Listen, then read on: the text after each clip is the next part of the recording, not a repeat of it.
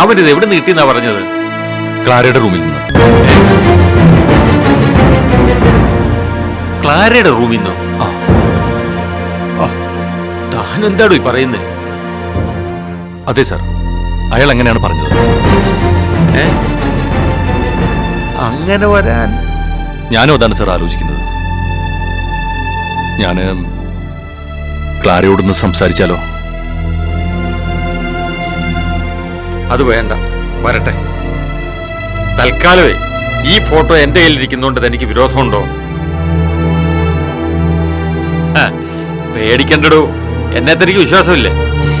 അതുകൊണ്ടല്ല sir, it's okay. ആ sir തിരക്കിലല്ലേ?